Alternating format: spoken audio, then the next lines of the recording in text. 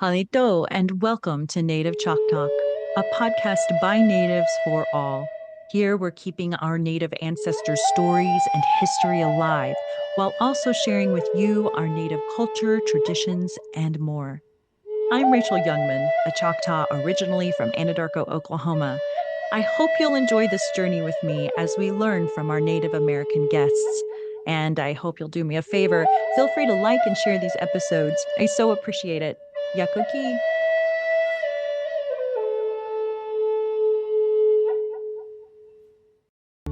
Running isn't more important than their faith, their family, and our life. I believe that my sole mission in life, no matter what I'm doing, I should be an ambassador for Christ. He knew that when I turned 40 years old, I was going to start running and using this as a ministry. I've seen it through the people that he's brought into my life as a husband, as a father, as a runner. I've just seen it each day, how he's going to use this for his glory. See and share our stories at togetherwe'remore.com. Halito and Yakuki for joining us today on the Native Chalk Talk podcast, where we explore our Native history, culture, and the powerful stories of those working to keep our traditions alive. Today, we're taking you deep into the woods, into the old ways of our ancestors, and returning to a Choctaw way of life that existed long before state lines and modern laws. We'll hear about what it really means to step into the circle of our traditional roles and how the deer, Issi, still teaches us today.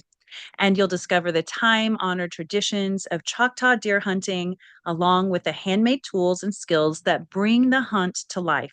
I'm your host, Rachel Youngman, and today we're honored to welcome back Ian and Amy Thompson of Nanowaya Farmstead and their friend, Michael Smith. If you've been following their incredible work on Nanowaya Farmstead, Amy and Ian are hands-on and every day creating an environment that is true to the traditional Choctaw ways. And if you listen to Native Chalk Talks Season 3, Episode 5, you'll hear about my absolute favorite beast, the buffalo, to roam the Nanowaya farm, living their best lives. These are 4 goals at Nanowaya Heritage Farm, of which I'll quote from the website: to restore the native diversity of the land we steward, to help revitalize healthy Choctaw traditional cuisine, help reconnect our community with the land, and help enliven Indigenous Choctaw culture. You also may know Ian and Amy as the creators of Choctaw Food, Remembering the Land, Rekindling Ancient Knowledge, and they're back with an exciting update about the upcoming second edition of Choctaw Food. So grab a cup of coffee and let's dig in. Ian and Amy, welcome back. And Michael, it's great to have you. Let's begin by checking in on the heart of it all, the land. How are things on the farm these days? Well, it's a process. We started almost 10 years ago working to restore the native landscape, and we've had a lot of successes. This last year, we were registered by the state of Oklahoma as a natural heritage area. We're one of about 100 places in the state that have been, because of the rare habitat and plants and animals that live here now. So that's, exciting for us, but there's still plenty of work that needs to be done. It'll probably take our whole lives. It'll probably never be done, but it's a journey that helps us to connect with culture and community and all. So it's worthwhile. Hard work it must be, because that is not your only job. You both also have jobs with the Choctaw Nation, right? That's right. Yes. Wow. I don't know how you do it all. It's fun stuff. It's not like work if you enjoy what you're doing. So true, though. So true. And to get to see the land becoming what it is must be huge. And of course, you get to be with buffalo. Hello. We get to learn every day because the native landscape is its own kind of teacher. So we used to live in a rural place, but most of the plants there were non-native. And now that we live here, there are hundreds of different native plants around us. There's always an opportunity to learn something new from them and from the land. So it's just different, but it's always in connection with that name of the place. Yeah. And are the buffalo always teaching you something new as well? They are. Yes. Yeah. Sometimes I think they laugh at us because they're like, you put up this little fence and we're just going to run through it. Like they haven't actually gotten off the land yet, but Yeah, they've been challenging our fence. Michael's been helping us put in fence here over the past 6 months or so. But Wow. it's always a process. Yeah, it's funny that they haven't, put their heads together just quite enough to know, oh, we're pretty powerful. We could just take off and go wherever we want, pretty much. Yeah, we have electric fence and it's set up with 10,000 volts of charge on it. And over the past couple of years, the Buffalo have decided they don't care anymore. So they'll just go right through 10,000 volts. No So, way. yeah. Yes. And it's pretty powerful. I face planted into that fence before with 10,000 volts and it knocked me out cold. I woke up looking at the sky and didn't know where I was for a little while. But it doesn't phase the buffalo that much. Once they get used to it, they just go on through. How much do they weigh? Our animals weigh around 1,000 pounds, the mature ones. Okay, there you go. I definitely want to hear more about them as we go. Can you share the significance of the name Nan Awaya Heritage Farmstead and the connection to your mission? They talk about how the tribe was created in a place called Nan Awaya, is how some of the elders pronounce it. It's a place in Winston County, Mississippi, where there's this yellow clay. And the oral traditions talk about God forming the bodies of the southeastern tribes out of that clay. There's a natural hill there that looks a lot like an earth mound, and there's a cave in the base of that hill. And according to the traditions, the Cherokees came out first and then went on to another area to find their home.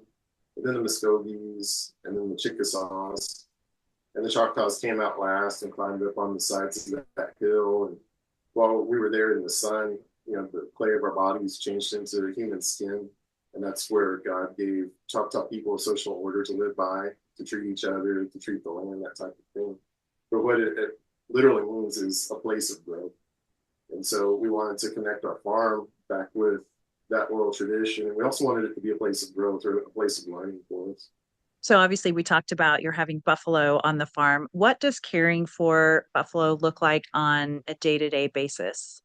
It's very interesting. I must say, you always have to be ready for any kind of changes that happens because the animal itself is a very, how would you say, very spontaneous animal, and you never know what situation you'll be in whenever you get here, whenever you go feed, whenever you go check on them and everything. And even the interaction with the buffalo itself whenever you're doing a regular thing like feeding them, they surprise you too. They all have their own personalities. And after, a stressful day at work, it's nice to just come and watch them graze for a few minutes. And then it's not just the animals, but it's also their impact on the land. Of course, they're keystone species. So seeing how the land responds after the animals have been through and grazed it and then moved on. Seeing how the birds build their nests with little pieces of the buffalo wool and all that. It's a lot more than just the animals themselves, especially as they are. They're cornerstone of the land, so to speak. And Michael works with them too. He helps us when we're out of town and stuff like that. He helped us the other day. One of our buffalo yearlings got a wire wrapped around his neck, so we had to do a little bit of wrangling, which we've never done before. Michael has experience, so we got it caught and got the wire taken off without incident. But like Amy said, sometimes unexpected things happen. He was still eating and still running with the wire wrapped around his neck. He was still going, but I'm glad it didn't get any tighter. Too. Tough boogers, man. And they survived almost a genocide many years ago, so it's no wonder they can handle the 10,000 volts and the wire wrapped around the neck. Yeah, they are powerful animals. I think we probably talked about it last time. They're large and people think that they're lethargic, but they're not. They have lightning quick reflexes and they can run as fast as a racehorse. We've been out before and startled one of them, a full-grown buffalo cow, and she did a standing jump over a round bale, 6 feet tall, just like a cow. What? Oh my God. You'd think they were too hefty for that. They're professional athletes for sure. Yes, and they're very stealthy. There's one time that you and I were out. It had snowed one of the very few times out here, and what happens I was facing whatever Ian's was doing, so I was watching what he was doing, and behind me, the bull, even though there was a fence behind us, the bull had literally snuck up behind me. I had no idea he was there till I turned around. So they're very stealthy too whenever they're not running at things. Oh, They're funny too. You know, they're big animals. The bull might weigh 1,500 pounds or so, and we've been out there before at night, and he's hiding in the shadows. Like he's this enormous animal, and he's hiding in the shadows out there because he you doesn't want us can't to see see him. me. Oh my gosh, I'm so jealous. Last time I was there, there's that clothesline you have behind your house, and they were just kind of near there walking around, and it was just like there's a clothesline and there's buffalo, and it's just bizarre and so cool because they can come out pretty close to your house, right? The way you have it set up from what I remember. We rotate them to the pastures, so they're not by our house, but maybe 3 days out of the year. But when they're in this Okay. pasture, they can come up. Wow. Well, let's get into the topic today of hunting. For the Choctaw people, hunting has always been more than a means of survival. It's a sacred relationship between human, animal, and land. Traditionally, Choctaw hunters approached the hunt with respect and gratitude, understanding that an animal's life was not taken, but offered as a gift. Through ceremony, prayer, and humility, hunters recognize their role in maintaining balance within the ecosystem, stepping into the natural cycle as both predator and steward. Every part of the animal was used with purpose: meat for nourishment, hides for clothing, bones for tools, and sinew for thread and bowstring, reflecting the Choctaw belief that nothing should be wasted. In a time when modern hunting overlooks these spiritual dimensions, oftentimes, Choctaw traditional hunting remains a powerful reminder that the act of harvesting an animal is also an act of reverence, responsibility, and connection to the ancestors who walked these same trails for generations. So, Michael, let's start with you on this topic. Why don't you tell us about yourself and about your quest to learn the traditional Choctaw ways of hunting? I've always hunted with my dad whenever I was a kid, but we always just gun hunted. And then I didn't get into even archery until I was late teens, early 20s. And then I pretty much hunted exclusively with archery equipment, but it was modern. And then I went migrated into even doing competition archery. I've traveled a lot of the United States shooting competition and stuff. And then as my kids got older, I migrated from compounds to like recurve shooting just so I could have a different class and still be able to go with them when they were shooting. And so for a few years there, I shot recurve class. And then as they got older and then they decided they didn't want to do it as much, then I kind of quit doing it too and just went back to kind of hunting. But I kind of had quit all of it because it just, I don't know, I just wasn't finding it as exciting as I once did. And so, but I've always wanted to learn how to make bows and arrows and all that. I've just never had the opportunity or anybody to ever show me without having to go somewhere. And I just, raising a family and everything, I never had time to go nowhere. So after I got acquainted with Ian, then figured out he knew how to make bows. And so I was like, yeah, I'd like to learn how to do all that. So I guess it was 2 years ago when I made my first one and made the bow and then made arrows. And he done my points for me because I'm not quite as good a chipper as he is yet. So I'm still learning on that. But anyway, so wound up, I killed a pretty nice buck for my first deer with a made bow and arrows. So made me excited again to do something that I hadn't been doing in a long time. So It was time. with the traditional, it's more challenging and I have to concentrate a whole lot harder. There's no sights, no nothing. It's all just mental picture of where I need to be holding, even though there's nothing really that you're looking at other than down your shaft and at the target, and just physically and mentally know that that's where I have to hold to be able to hit. Like when I was using my compound archery, when I'd go out to practice, I started 100 yards and go down. Mm-hmm. And so with this, I go out to about 25 yards. So it's a lot different. With the compound archery, I mean, you can put arrows in at 100 yards in a circle about that big. So with this, stay in a circle about like that at 25 yards is a lot more challenging. So my daughter, she was, I think she was 6 when she started shooting with me. Wow. And Okay. yeah, and she was, I think, like 10, 9 or 10 when she killed her first deer with a compound. So That's impressive.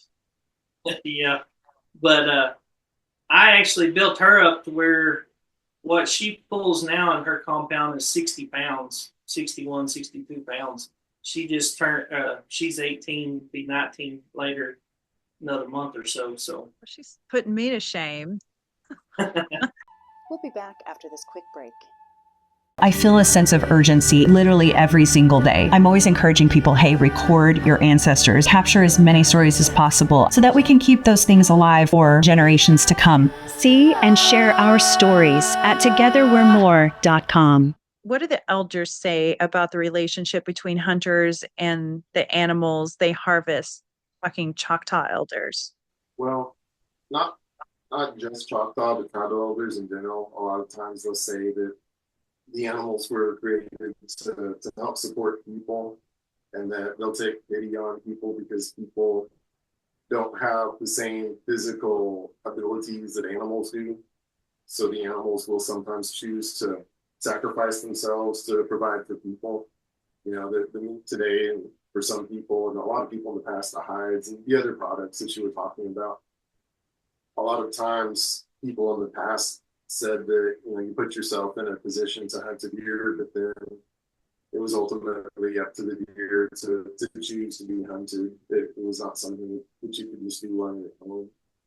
Other folks, Choctaws in particular, talked about hunting ethics. They talked about not taking the best animals from a species, even if it's within your ability to do so. To focus on lesser animals, older animals, things like that, so that the animals with the best characteristics can pass those on to the next generation. There's an old Choctaw story that talks about learning that lesson from the alligator. So, Ian, what drew you to archery as a teenager? When I was 7 years old, my family went to the zoo. And as we were leaving in the parking lot, we looked down and my uncle drew our attention to some stone in the ground. It was some winterset dirt. He said, hey, there's some stone. Let's pick that up and make some arrowheads out of it. So we went home that afternoon and he proceeded to chip some pretty arrowheads out of it, which, you know, blew me away. So I worked at it for days, and, you know, I'm 7 years old. So at the end of that time, what I ended up with still doesn't look anything like an arrowhead. But that got me hooked in chipping stone. Like I really wanted to learn how to do that. And then when I could finally start to make things that looked like arrowheads around 12 years old or so, well, then I needed to learn how to make arrows to put the arrowheads on. I needed to learn how to go out and harvest the shafts and straighten them and attach the feathers to them. And once I could do that, when I was 15 or 16, it was time to start learning how to make bows. I started shooting just a kid's bow when I was in grade school. I used to shoot it all the time. But once I started making my own bows as a teenager, that was more fulfilling and felt a lot more in connection with ancestors and that type of thing. Mm-hmm. When I was a teenager, early 20s, I would go out in the woods and I would stalk deer, you know, sneak up on deer to see how close I could get to them. And sometimes I get pretty close. One time I actually had to scare the deer because I was afraid it was gonna touch me and then kick me, so I had to scare it away. But I figured that I would just take my bow and arrows with me one day when I was stalking deer, and that would be my first hunt. But then about that time, I ended up getting a serious case of Lyme disease. I was hooked up to IVs for 6 weeks. It took me 4 years to get over it. And the doctors told me that I should never eat deer meat again because I might get reinfected. So that, I thought in my dream to hunt deer with traditional Choctaw archery equipment. But then this last summer, the doctors cleared me to eat deer meat. So within a few months, I went out and used a tree that came from our land here and made a bow out of it. Made the string from tendons from deer that had been harvested here, and chipped the stone points and harvested the arrow shafts and put together an archery set. But it's more complicated. Hunting deer is harder than just going out and getting close to them in the woods when you think about it, because it's not just being close, but you have to have an open path between yourself and the deer for the arrow to travel. And you have to stand there and pull back the bow without the deer jumping out of the way. And of course, they have radar for ears and superhuman senses. It's more challenging than you would think. So yeah. Michael, with his hunting experience and hunting ability, taught me a lot about how to do that, helped me get set up so that I could be successful this year. So it was a good partnership for both of us. Yeah, and congratulations on being able to eat deer meat again. Yeah, I missed it. It was one of my favorite foods 20 years ago. It was great to be eating it again. Your nanowaya.com blog posts talk about bringing back the ancient Choctaw hunt. What does that entail, and what inspired that project? The traditional hunt is a really important part of Choctaw culture. And the Choctaw way of thinking, generally speaking, women were the givers of life. And not to say that women never hunted, but mostly they were connected with producing agricultural crops, which is where most of the tribe's diet came from for the past 1,000 years. Women were the main food producers. Men were traditionally seen as the takers of life, and rather than being food producers, men would go out and hunt to supplement the agricultural diet that women prepared. There is a lot that you can learn about hunting. Like, there are a lot of elders that say that you can learn many of the same things that ancestors do if you put yourself in the same place as them. Reading about things in a book that doesn't get you there, but if you're there in a thicket with a bow trying to figure out how to get a shot at a deer without scaring it, and how to get a good shot so that you don't wound it, you can harvest it cleanly. If you do harvest the deer, you're thinking about how to process it traditionally and how to use it for the same things that our ancestors did. There are many different cultural connections there, and lots of different opportunities to learn and to reconnect with the land. So I've got my archery equipment here if you'd like to see it. I don't know Yes, please.